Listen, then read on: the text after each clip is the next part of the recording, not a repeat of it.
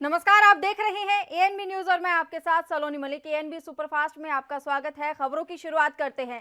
चीन के साथ जारी तनाव के बीच रक्षा मंत्री राजनाथ सिंह आज लेह के सतकौन पहुंचे हैं, जहां रक्षा मंत्री के सामने सर्जिकल स्ट्राइक करने वाले पैरा कमांडोज ने शानदार प्रदर्शन किया है। जिस जगह सेना के बहादुर जवान अपना शक्ति प्रदर्शन कर रहे हैं, वहां चीन के जवानों की तैनाती करीब 2 किलोमीटर है। दरअसल पूर्वी लद्दाख में जब भारत और चीन के बीच विवाद शुरू हुआ था, तब आगरा और दूसरे स्थानों से पैरा कमांडोज को लद्दाख भेजा गया था। वहीं रक्षा मंत्री राजनाथ सिंह का ये दौरा उस समय हो रहा है जब सीमा में तनाव को लेकर दोनों देशों के बीच सैन्य स्तर की बातचीत जारी है। कई मोर्चों पर चीन के वापस जाने की सहमति बन गई है। 6 जुलाई से सैनिकों को हटाने की प्रक्रिया शुरू कर दी गई थी और अब तनातनी वाले ज्यादातर स्थानों से सैनिक पीछे हट गए हैं।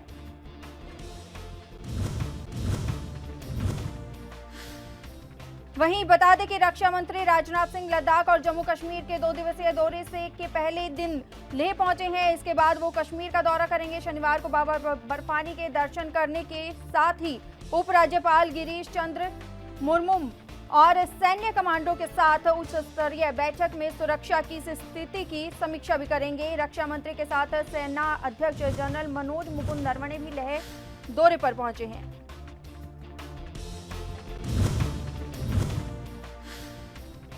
कांग्रेस नेता राहुल गांधी ने शुक्रवार को भारत और चीन विवाद को लेकर एक वीडियो ट्वीट किया। इस वीडियो में राहुल गांधी बेबाकी से अपनी बात रख रहे हैं। कांग्रेस नेता राहुल गांधी ने कहा कि सवाल उठता है कि आखिरकार चीनियों ने यही वक्त क्यों चुना। राहुल गांधी ने अपने इस वीडियो में अर्थव्यवस्था, पड़ोसियों के साथ संबंध और विदेश नीति पर खुलकर अपनी बात रखी।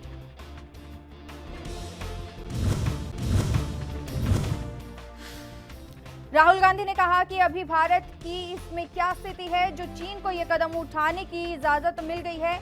ऐसा क्या हो गया कि चीन को विश्वास हो गया कि वो ऐसा कदम उठा सकता है। अपने वीडियो संदेश में कांग्रेस नेता राहुल गांधी ने कहा कि इस मामले को समझने के लिए कई चीजों को समझना होगा। देश की रक्षा मुख्य रूप से विदेश नीति, अर्थव्यवस्था और लोगों के विश्वास पर टिकी हुई है, लेकिन पिछले 6 सालों में इन हर मामलों में देश फेल हुआ है।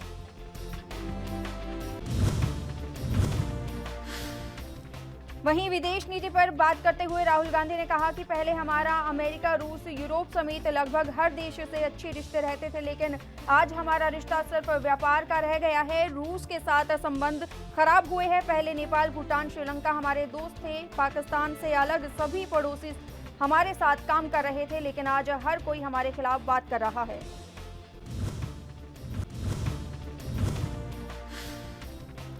पीएम मोदी आज संयुक्त राष्ट्र को संबोधित करेंगे। पीएम मोदी का ये संबोधन संयुक्त राष्ट्र की 75वीं सालगिरह की पूर्व संध्या पर न्यूयॉर्क में आयोजित एक कार्यक्रम में होगा।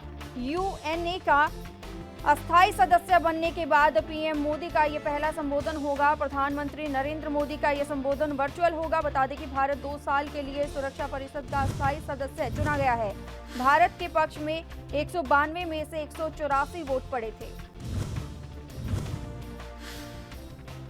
राजस्थान में सियासी हलचल तेज होती जा रही है। अब सचिन पायलट गुट के 2 विधायकों की प्राथमिक सदस्यता निलंबित कर दी गई है। कांग्रेस नेता रणदीप सुरजेवाला ने इस बात की जानकारी दी। सुरजेवाला ने कहा कि ऑडियो टेप की सच्चाई सामने आने पर कांग्रेस ने विधायक विश्वेंद्र सिंह और भंवर लाल शर्मा को निलंबित किया है। इन दोनों की कारण बताओ नोटिस भी जारी किया गया है। दोनों नेताओं पर सरकार गिराने के षड्यंत्र में शामिल होने का आरोप है। वहीं दूसरी तरफ ऑडियो टेप सामने आने के बाद राजस्थान पुलिस के स्पेशल ऑपरेशन ग्रुप ने केंद्रीय मंत्री गजेंद्र शेखावत, कांग्रेस विधायक भंवरलाल शर्मा और संजय जैन के खिलाफ एफआईआर दर्ज की है। कांग्रेस ने इस ऑडियो टेप में सीधे केंद्रीय मंत्री गजेंद्र शेखावत का नाम लिया है।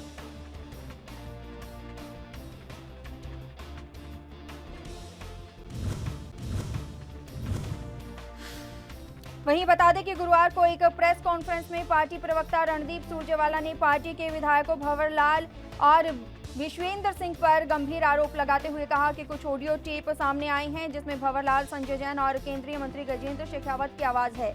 उन्होंने कहा कि इन टेपों से एक बात साफ है कि बीजेपी जनमत अपहरण की कोशिश कर रही है। सुरजेवाला ने कहा कि हम मांग करते हैं कि केंद्रीय मंत्री गजेंद्र सिंह शेखावत के खिलाफ एसओजी की ओर से मुकदमा हो, वो जांच में गलत पाए जाएं तो उनकी गिरफ्तारी हो।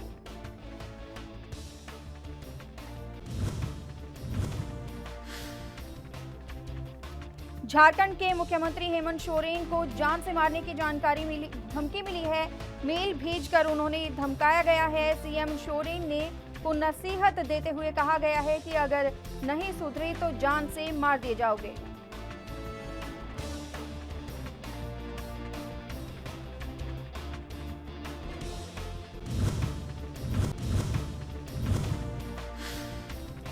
वहीं इस धमकी के खुलासे के बाद राज्य के प्रशासनिक महकमे में हड़कंप मच गया। पूरे मामले की जांच के लिए स्पेशल टीम बनाई गई।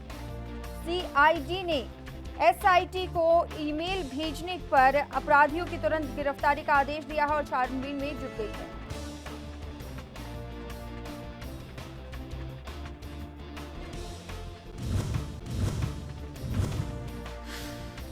वहीं इस मामले में रांची के साइबर थाने में प्राथमिकी दर्ज की गई है। कहा जा रहा है कि सीआईडी ने उसमें ईमेल एड्रेस के आईपी एड्रेस को निकाल लिया है और उसके आधार पर अपराधियों की तलाश जारी है। फिलहाल वरीय अधिकारियों के निर्देश पर गोपनीय तरीके से मामले की पड़ताल की जा रही है।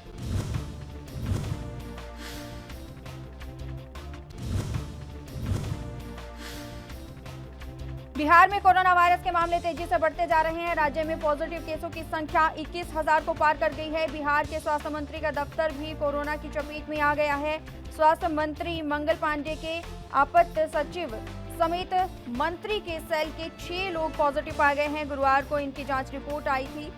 रिपोर्ट आने के साथ ही सभी कर्मी होम क्वारंटीन किए गए हैं।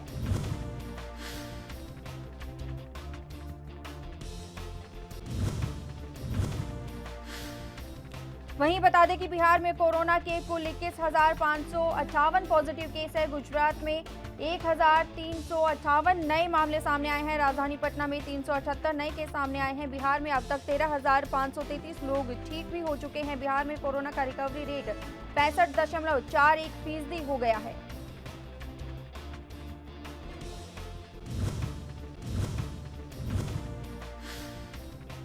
जम्मू कश्मीर के गुलगांव में जारी एनकाउंटर में सुरक्षा बलों ने 3 आतंकियों को मार गिराया है। मारे गए आतंकियों में जैश का टॉप आतंकी और आईईडी एक्सपर्ट लंबू भाई भी शामिल है।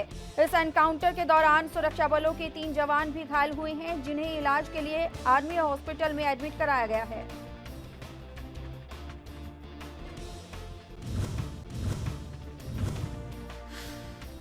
वहीं जम्मू कश्मीर पुलिस के डीजीपी दिलबाग सिंह ने बताया कि मारे गए आतंकवादी जैश-ए-मोहम्मद के हैं और कथित रूप से एक शीर्ष आतंकवादी कमांडर है, जिसे आईईडी विशेषज्ञ के रूप में जाना जाता है। उन्होंने बताया कि आतंकी पाकिस्तानी हैंडलर से निर्देश ले रहा था और हाल में के दिनों में सुरक्षा बलों के खिलाफ बड़ी संख्या में हमलों के लिए जिम्मेदार था।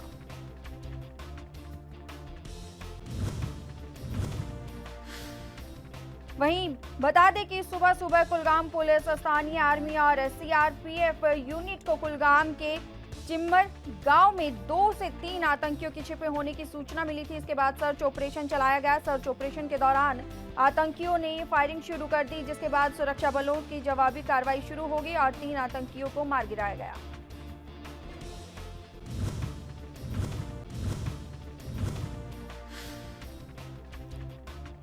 पापुआ न्यू गिनी के तटीय इलाकों के पास भूकंप के तेज झटके महसूस किए गए हैं। अमेरिकी प्रशांत सुनामी चेतावनी केंद्र ने बताया है कि भूकंप के केंद्र के 300 किलोमीटर के दायरे में खतरनाक सुनामी आने की आशंका है। देश के पूर्वी तटीय इलाके इसकी चपेट में आ सकते हैं।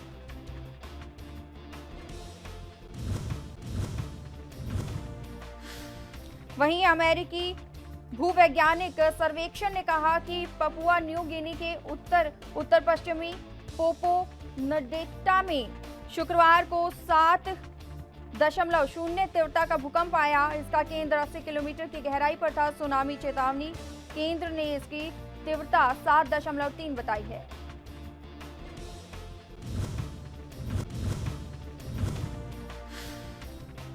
चाबहार जाहिदान रेलवे प्रोजेक्ट से भारत के बाहर होने की खबरें के आने के बाद अब ईरान एक और बड़ी परियोजना पर अकेले आगे बढ़ सकता है। ये परियोजना गैस फील्ड फाजदा बी ब्लॉक के विकास को लेकर है।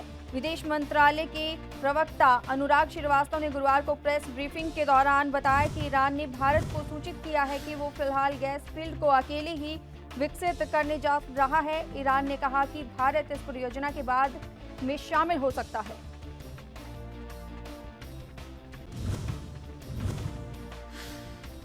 विदेश मंत्रालय के प्रवक्ता अनुराग श्रीवास्तव ने कहा कि फरजाद बी गैस फील्ड समझौते को लेकर भी कई खबरें चल रही हैं। इसमें एक्सप्लॉयटेशन स्टेज में भारत की ONGC कंपनी भी शामिल थी। हालांकि ईरान की तरफ से नीतिगत बदलाव के चलते द्विपक्षीय सहयोग पर असर पड़ा है। उन्होंने कहा कि जनवरी 2020 में हमें बताया गया था कि भविष्य में ईरान अपने आप इस गैस फील्ड का विकास करेगा और वो बाद के चरणों में भारत की मौजूदगी चाहता है। इस मामले पर चर्चा जारी है।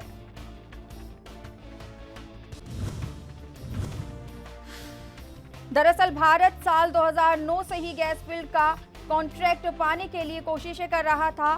फरजाद बी ब्लॉक में 21.6 ट्रिलियन क्यूबिक फीट का गैस भंडार है। रिपोर्ट्स के मुताबिक फरजाद बी ब्लॉक डेवलपमेंट, जो पहले ईरान और ONGC विदेश का ज्वाइंट प्रोजेक्ट था, अब उसे एक स्थानीय कंपनी को सौंप दिया जाता है। अमेरिका ने ईरान के साथ हुए परमाणु समझौते को खत्म करते हुए उस पर तमाम तरह के प्रतिबंध लागू कर दिए थे, जिसके असर से ईरान में भारत की परियोजनाओं पर भी असर पड़ा है। नेपाल के PM KP शर्मा ओली के नेपाल के ठोरी गांव को भगवान राम की असली जन्मभूमि बताने के बाद अब वहां पर पुरातत्व विभाग शोध की योजना बना रहा है। नेपाल का पुरातत्व विभाग वीरगंज के परसा जिले के ठोरी गांव में खुदाई करने पर भी विचार कर रहा है।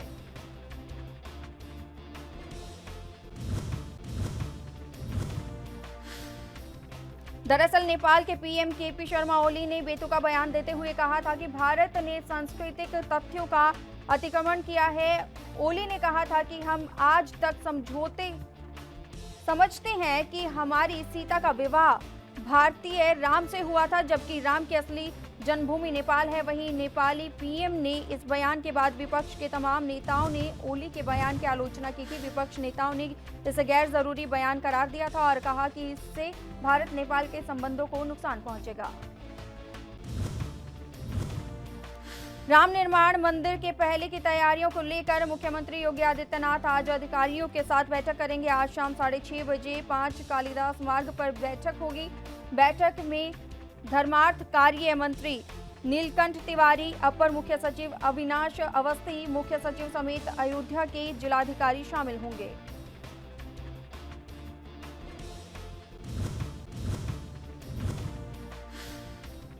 वहीं बता दें कि अयोध्या में राम मंदिर तीर्थ क्षेत्र ट्रस्ट की बैठक 18 जुलाई को होगी। ट्रस्ट की बैठक से पहले CM योगी तैयारियों की समीक्षा करेंगे। ट्रस्ट की इस बैठक में मंदिर के शिलान्यास की तारीख पर मुहर लग सकती है।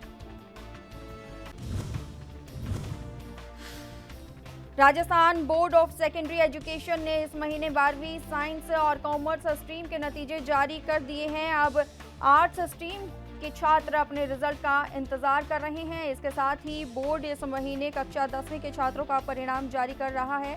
बता दें कि 12वीं के आर्ट्स स्ट्रीम में लगभग 5 लाख छात्र उपस्थित हुए थे, जो अब अपने परिणामों की प्रतीक्षा कर रहे हैं। बोर्ड इस सप्ताह इन छात्रों का परिणाम घोषित करने के लिए तैयार है। पेट्रोलियम कंपनियां डीजल की कीमतों में लगातार बढ़ोतरी करती जा रही है। शुक्रवार को भी डीजल की कीमतों में 17 पैसे प्रति लीटर की बढ़ोतरी की गई। इससे पहले दिल्ली में डीजल 81.35 रुपये प्रति लीटर हो गया। पेट्रोल की कीमतों में पिछले कई दिनों में बढ़त नहीं की जा रही है। इंडियन ऑयल कॉरपोरेशन के मुताबिक दिल्ली में पेट्रोल 80.43 रुपये और डीजल 81.35 रुपये प्रति लीटर हो गया है। ये इतिहास में पहली बार है जब किसी राज्य में पेट्रोल से ज्यादा डीजल के दाम हैं।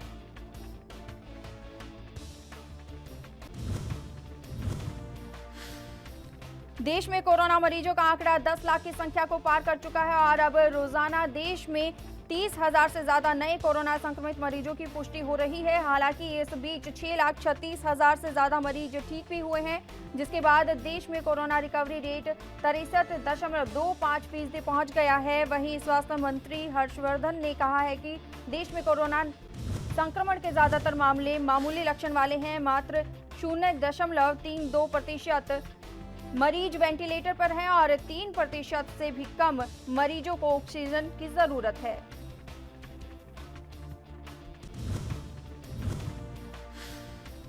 देश में महाराष्ट्र कोरोना वायरस के कारण सबसे ज्यादा प्रभावित है। महाराष्ट्र में अब तक कोरोना वायरस के 2,84,000 से ज्यादा मामले सामने आ चुके हैं, जबकि 11,194 लोगों की कोरोना के चलते मौत हो गई है। महाराष्ट्र में मुंबई कोरोना की सबसे ज्यादा चपेट में है। मुंबई में अब तक करीब 98,000 कोरोना मरीजों की पुष्टि हो चुकी है। वहीं कोरोना की वजह से मुंबई में 5,523 लोगों की जान जा चुकी है।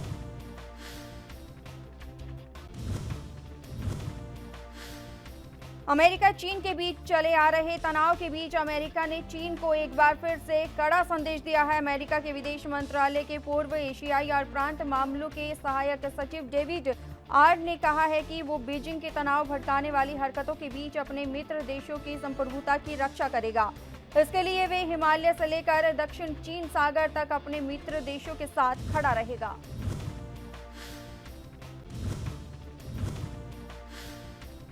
अमेरिका के विदेश मंत्रालय ने कहा कि हाल ही के महीने में जब दुनिया ने कोविड-19 महामारी के खिलाफ लड़ाई पर ध्यान केंद्रित किया, तब पीपल्स रिपब्लिक ऑफ चाइना ने दक्षिण चीन सागर में अपनी गतिविधियां और भी तेजी से बढ़ाई है। इसे लगता है कि वो सही है।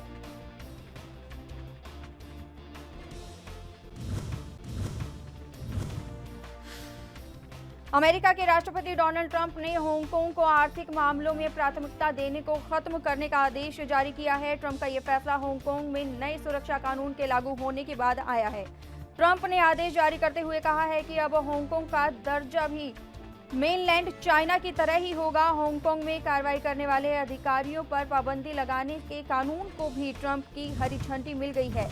अमेरिका का कहना है कि नई सुरक्षा कानून से हांगकांग के लोगों की आजादी पर खतरा पैदा हो गया है। दुनिया भर में जासूसी के आरोप को लेकर घिरी चीन की दूरसंचार उपकरण बनाने वाली कंपनी हुआवे के लिए भारत से बेहद बुरी खबर आई है। भारत की सबसे बड़ी टेलीकॉम कंपनी जियो ने घरेलू तकनीक से 5G सॉल्यूशन विकसित कर लिया है। रिलायंस इंडस्ट्री के चेयरमैन मुकेश अंबानी ने इसका ऐलान किया है। उन्होंने कहा है कि जल्द जियो 5 सॉल्यूशन को दूसरे देशों को निर्यात किया जाएगा।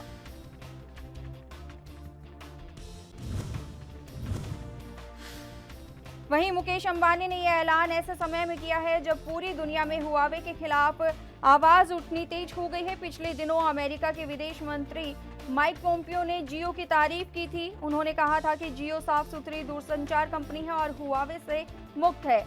अमेरिका के बाद अब ब्रिटेन ने चीनी कंपनी हुआवे को 5G नेटवर्क बनाने को लेकर बैन कर दिया है।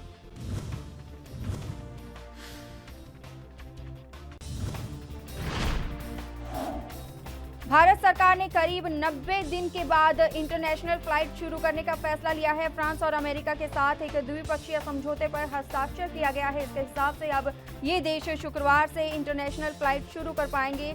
सिविल एविएशन मंत्री हरदीप सिंह पुरी ने ये जानकारी दी है।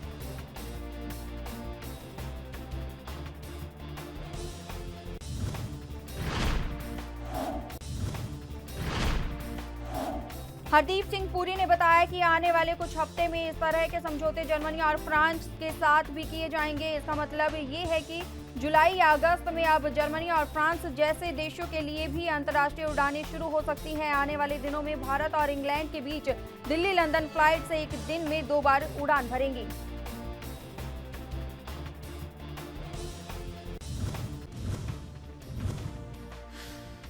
भारत के खिलाफ विवादित बयान देकर सत्ता बचाने की कुटिल चाल चल रहे नेपाल के पीएम केपी शर्मा ओली के भविष्य पर आज फैसला हो सकता है। नेपाल में सत्तारूढ़ नेपाल कम्युनिस्ट पार्टी की 45 सदस्यीय स्थायी समिति की बैठक होने जा रही है, जिसमें ओली विरोधी पुष्प कमल दहल का बहुमत है। इस बीच बताया जा रहा है कि कई दौरे की बातचीत के बाद भी ओली झुकने को तैयार नहीं है। सूत्रों के मुताबिक दोनों नेताओं के बीच विवाद अब पार्टी के सेंट्रल कमेटी तक पहुंच सकता है।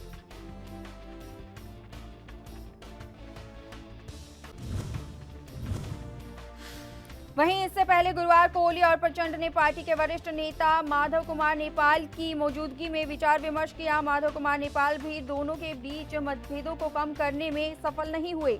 काठमांडू पोस्ट की रिपोर्ट के मुताबिक तीनों नेताओं ने सभी विवादित मुद्दों पर चर्चा की और अब इसे सेंट्रल कमेटी के ऊपर छोड़ा जा सकता है।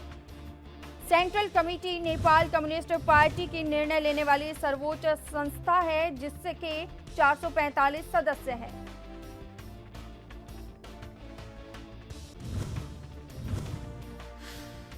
अंतर्राष्ट्रीय स्तर पर आतंकवाद के खिलाफ बड़ी कार्रवाई करते हुए संयुक्त राष्ट्र ने गुरुवार को पाकिस्तान स्थित आतंकी संगठन तहरीक-ए-तालिबान के नेता मुफ्ती नूर वली महसूद को वैश्विक आतंकवादी के रूप में निर्मित किया है। संयुक्त राष्ट्र की इस कार्रवाई से भारत के उस दावे को पुष्टि हुई है कि पाकिस्तान अभी भी आतंकवादियों की शरणस्थली बना हुआ है। इस कार्रवाई से एक बार फिर पाकिस्तान की अंतर्राष्ट्रीय जगत में किरकिरी हुई है। अपनी आतंकवादी घटनाओं को लेकर वो फिर दुनिया के सामने बेनकाब हुआ है।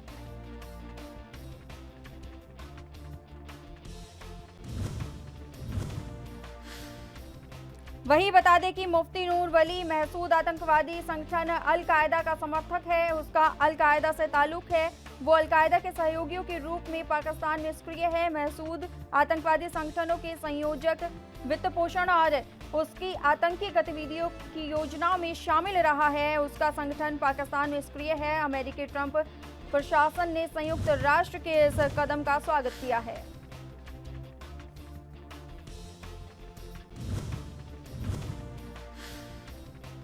वहीं टीटीपी, जिसे पाकिस्तान तालिबान के रूप में भी जाना जाता है, ये संगठन कई आत्मघाती विस्फोटकों को अंजाम देने के लिए जिम्मेदार है। इस पर सैकड़ों बेगुनाह नागरिकों की हत्या का आरोप है। टीटीपी के नेता नूर वली, जिसे मुफ्ती नूर वली महसूद के नाम से भी जाना जाता है, उसने जून 2018 में पूर्व टीटीपी नेता मल्ला फजलुल्लाह की मृत्यु के बाद टीटीपी का नेता नामित किया गया था।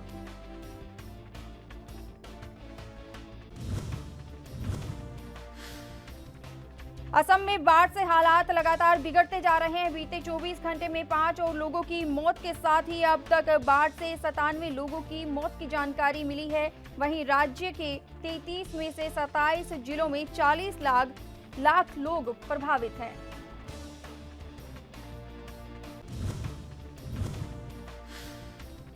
वहीं राष्ट्रीय आपदा प्रबंधन विभाग के मुताबिक बारिश से पैदा हुए हालातों के चलते जिन 97 लोगों की मौत हुई है, उनमें 71 ने बाढ़ के चलते और 26 ने जमीन धंसने से जान गंवाई है। बता दें कि बाढ़ में से सबसे ज्यादा प्रभावित डुबड़ी जिले में 6 लाख लोग प्रभावित हैं।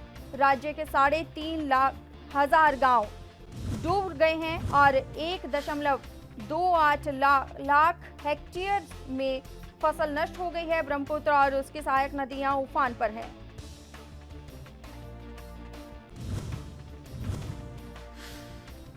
हरियाणा के पंचकुला में हैरान कर देने वाला मामला सामने आया है। खबरों की माने तो सुरजीत सिंह नाम के रिटायर्ड फौजी ने खुद को गोली मार ली है। सुरजीत जिस घर में किराए पर रहता था, वही घटना को उसने अंजाम दिया है। मकान मालिक ने पुलिस को सूचित किया।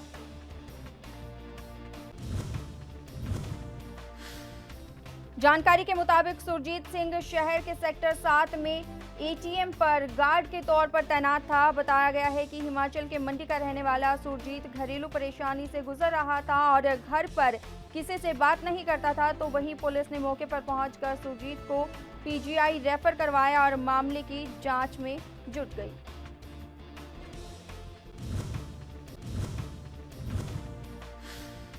पंजाब के बटाला शहर के नजदीकी गांव डेरीवाला के युवक की दुबई में मौत हो गई, जिससे परिवार पर दुखों का पहाड़ टूट पड़ा। गुरप्रीत सिंह जो दुबई में काम करता था, उसकी सड़क हादसे में मृत्यु हो गई है। मृतक नौजवान विवाहित था और उसकी एक बेटी थी। मृतक अपने परिवार में अकेले कमाने वाला था। एएनबी सुपरफास्ट में इतना ही। देश और दुनिया की तमाम खबरों के लिए बने रहिए एएनबी न्यूज के साथ। नमस्कार।